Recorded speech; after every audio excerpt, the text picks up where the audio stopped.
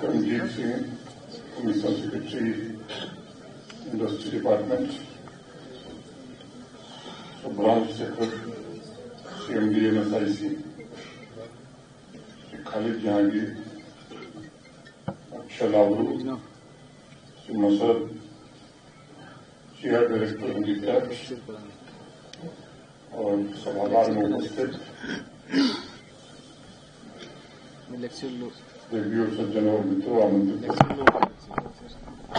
मैं आत्मनिर्भर भारत अभियान में महत्वपूर्ण भूमिका निभा रहे भारत सरकार के NSIC venture capital fund limited के अधिकारियों, मिनिस्ट्री ऑफ MSME और जम्मू कश्मीर के इंडस्ट्री डिपार्टमेंट और EDI के सभी साथियों का धन्यवाद करना चाहता हूं इस आयोजन के लिए, जिन्होंने self reliant India fund outreach event का आयोजन किया है।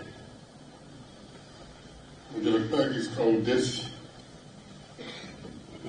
माननीय प्रधानमंत्री जी ने सेल्फ रिलायंट इंडिया फंड के बारे में MSME स्टार्टअप्स को जागरूक किया जाए, ये बात कही थी, उसी क्रम को आगे बढ़ाना, जम्मू कश्मीर के एंटरप्रेन्योर्स को सीधे अपने पोटेंशियल को समझें और इन्वेस्टर्स के सामने उसे रख सकें, और जो फंडिंग गैप है उस गैप को कैसे फिलअप किया जाए इस दिशा में एक रास्ता बनाया जा सके। मेरे पूर्व के वक्ताओं ने ये बातें बताई हैं। संक्षेप में अगर मैं कहूं तो आत्मनिर्भर भारत पैकेज के एक अहम हिस्से के रूप में मई 2020 में फंड ऑफ फंड्स के माध्यम से MSMEs के लिए 50,000 करोड़ रुपए की इक्विटी की घोषणा भारत सरकार ने की थी।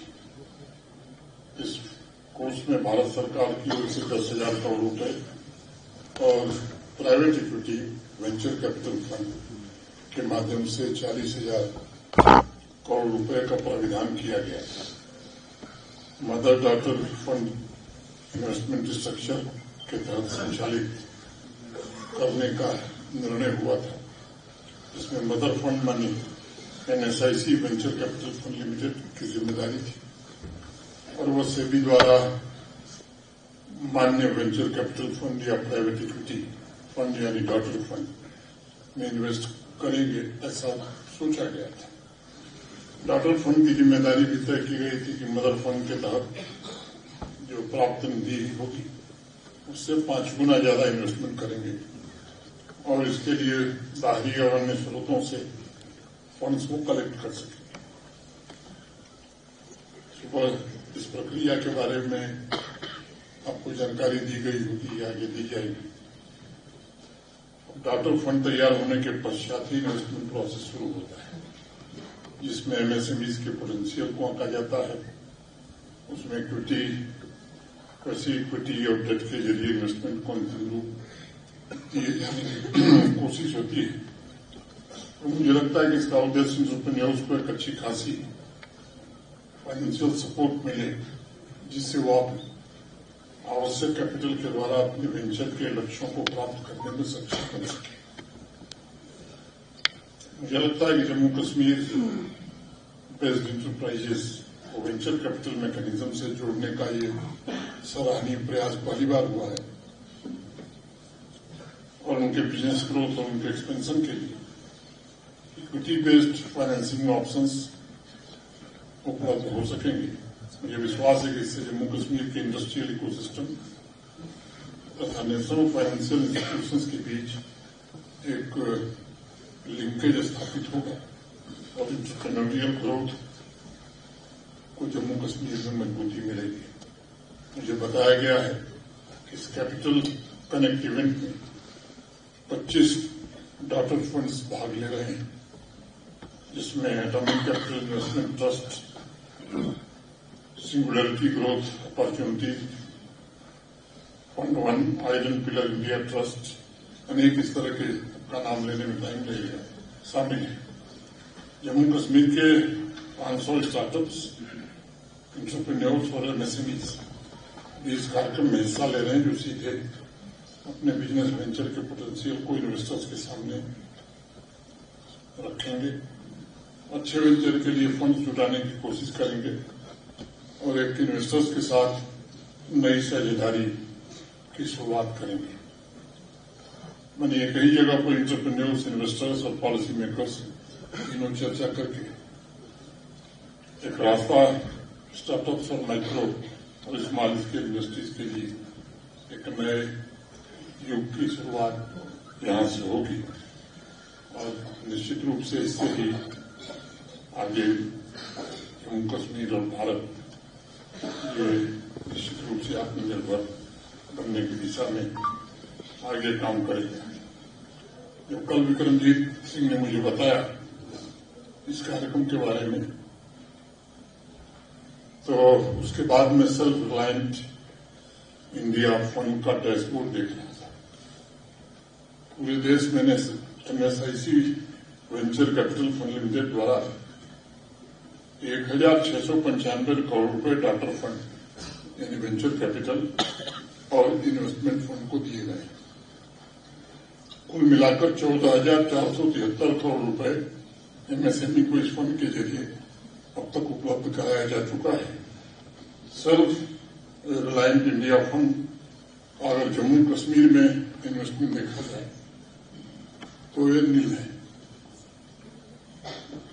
आज ये पहला कदम है और मैं उम्मीद करता हूं कि महाराष्ट्र, कर्नाटक की तरह जम्मू कश्मीर में भी इस फंड के जरिए लाभ प्राप्त करने वाले एमएसएमईज की संख्या आने वाले दिनों में बढ़ेगी। हम एमएसएमई के तीव्र ग्रोथ को ध्यान में रखते हुए ऐसे एमएसएमईज को फाइनेंशियल सपोर्ट प्रदान करना चाहिए जो टेक्नोलॉजी, गुड्स और सर्विस सेक्टर में काम कर रहे हैं और यही भारत को आगे बढ़ाएंगे। विक्रमजीत जी ने बताया है, मैं ज्यादा समय न लेते, मुझे एक और कार्यक्रम में जाना है, 3 बजे मेरा दूसरा कार्यक्रम है। मैं आप लोगों से अनुरोध करना चाहता हूं कि जम्मू कश्मीर में इन्वेस्ट करना केवल इस दृष्टि से जरूरी नहीं है कि जम्मू कश्मीर की इकोनॉमी बेहतर होगी या यहाँ के स्टार्टअप्स अच्छा काम करेंगे या एमएसएमईज।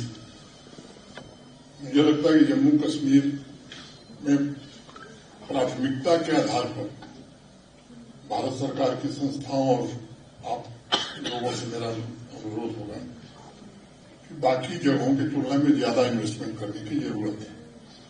एक टैलेंट की कमी नहीं है, हुनर की कमी नहीं है। एक माइंडसेट बना दिया गया था यहाँ के लोगों का। 30-35 वर्षों तक जिस वातावरण में यहाँ के अधिकांश युवा जिए हैं, उसका जो दुष्प्रभाव उनके ऊपर था वो काफी हद तक पिछले 4-5 वर्षों में खत्म हुआ है। और इसलिए अब जिम्मेदारी देश के लोगों की है कि जब वो अच्छे सपने देख रहे हैं, देश की एस्पिरेशंस के साथ उनकी एस्पिरेशंस जुड़ी हैं, तो उन्हें वो सारी सुविधाएं मिलें ताकि देश में जो कुछ हो रहा है वैसा जम्मू कश्मीर के भी युवा कर सकें, यहाँ के लोग कर सकें। और ये केवल जम्मू कश्मीर की आर्थिक समृद्धि के लिए ही सहायक नहीं होगा। मैं समझता हूं कि जम्मू कश्मीर और भारत के बीच का एक मजबूत ताना बाना बुनने में भी इससे बड़ी भारी मदद मिलेगी। मैं यही आग्रह करते हुए आए हुए अतिथियों का मैं स्वागत करके अपनी बात यहीं पूरी करता हूं। उम्मीद करता हूं कि दिन भर की चर्चा के बाद सकारात्मक परिणाम निकलेंगे ताकि अगली बार जब हम लोग मिलें तो 4-5 वर्षों में कह सकें कि 100 ऐसे एंटरप्रेन्योर्स हैं जिनको यहाँ भी फंडिंग हुई है। बहुत बहुत धन्यवाद।